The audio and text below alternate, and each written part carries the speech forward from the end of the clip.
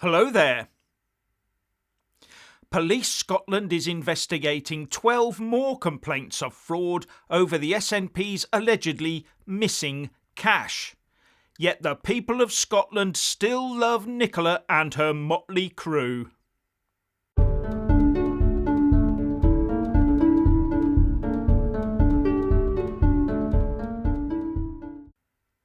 As per usual, please like, subscribe and comment below. And just a quick bit of info first.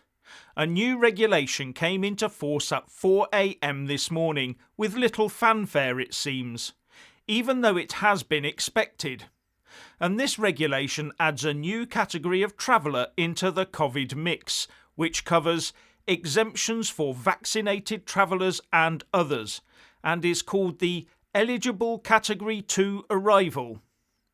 Now, I only found this a few hours ago and haven't had a chance to look at it in detail, but it seems that as long as you've not visited certain designated places around the world in the last 10 days, and you can prove you've been double jabbed 14 days prior to arrival in England, and I stress England, then you can be exempt from self-isolating on return here. And this also has provision for people who've been working abroad and have been part of the UK vaccine rollout there. There are a lot of clauses and sub-clauses, etc., but I hadn't seen this mentioned elsewhere. Anyway, back to subject. What was that? Oh yes, it's squeaky bum time for Nicola and her crew. Police Scotland have got 12 more reasons to delve into the SNP finances, 19 in all so far.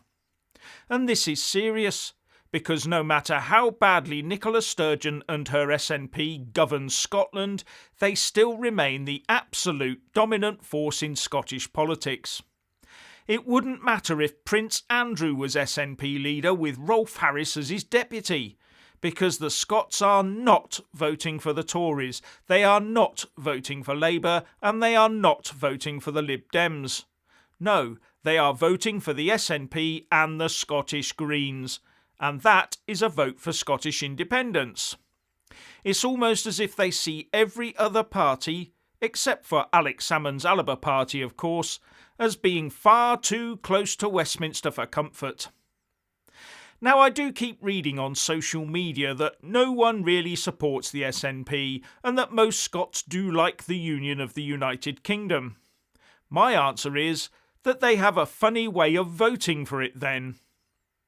Right now we have the Police Scotland Financial Fraud Unit delving into the SNP finances, having now received a reported 19 complaints regarding the so-called ring-fenced £600,000 IndyRef2 campaign fund. And the chief exec of the party, Peter Murrell, who also happens to be Nicola Sturgeon's husband, is nowhere to be seen. Why hasn't he resigned?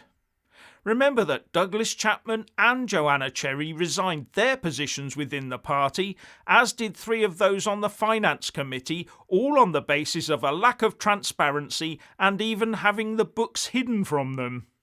And why hasn't Nicola sacked him? And every day Murrell is absent without leave, tweeters line up to speculate as to which block of concrete he is currently laid out under, while others wonder if he's hiding out in a Saddam Hussein-style drain. Why is there so much silence from the party on this? And how about the press? If this were Boris and Carrie, the world's press would be aflame and the BBC would be volcanic. It would be wall-to-wall hounding.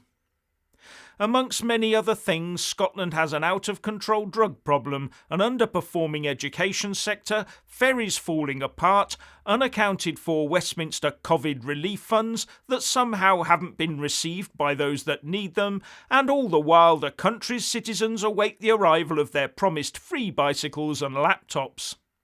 And then old McBill starts sniffing about the SNP's financials, and nobody's bothered?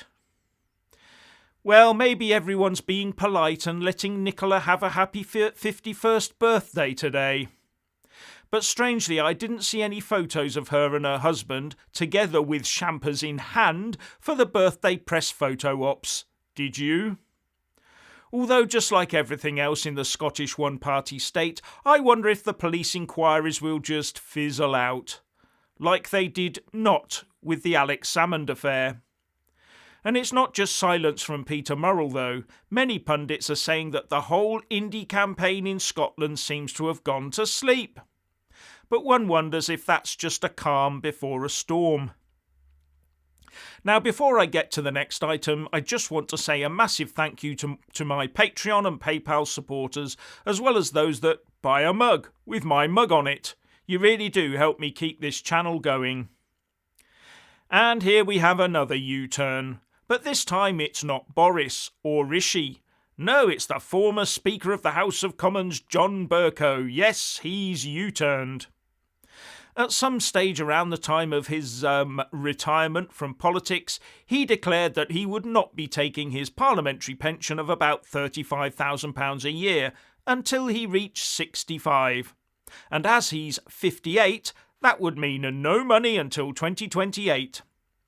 Possibly thinking that the intervening years would be financed from the £300 plus that those wearing ermine on the red benches of the House of Lords receive every working day. Something that, sadly, for him, did not transpire. However, he seems to have made a big blunder by not telling his wife of his virtue signalling decision prior to telling everyone else. And he does have to be careful because Sally is taller than he is. Well, to be fair, most people are. I've just seen a photo of him in the press where she had to stand in the gutter with him on the curbside to make them look nearer the same height. Anyway, it seems that she convinced him to start drawing the stipend. So he made a weak pledge and weakly ditched it. Moving on. Now, I've seen that things are getting a bit interesting in London, with what I assume the BBC would call dozens of people protesting against pandemic restrictions. But looking at the Twitter feed, it looks like many, many thousands. Now, some will question why they turned out in such numbers on Freedom Day to protest for Freedom Day. But today is really just a relaxation in restrictions day. And there is always the undercurrent of the threat of further restrictions as autumn and winter approach. And many people are opposed to this. They have that right. And you can try and dismiss them. But looking at the numbers...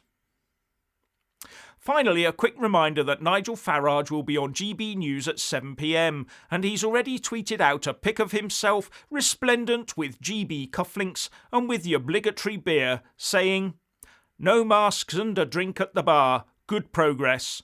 Not so for the 1.7 million who are isolating because of the pingdemic. Boris needs to man up. I will be saying so at 7 p.m. on GB News." And the pingdemic is definitely starting to bite the supply chains by keeping people locked up at home. And writing in the Telegraph, Farage also said that GB News is in the position to shake up the media like UKIP shook up politics. All those years ago, I predicted that UKIP would cause an earthquake, and it did. I feel there is a similar opportunity now in British broadcasting. Nothing about the events of recent days at GB News changes the fact that the London-based mainstream media is hopelessly out of touch with the general public on issues like illegal immigration, population pressure, and highly contentious societal change. So once again, I have decided to take the plunge, he wrote. So might be worth a watch later. So what's your opinion on Nicola Sturgeon and the SNP, John Bercow, the London protests, and Nigel Farage's first 7 p.m. slot at GB News? Please like and comment below.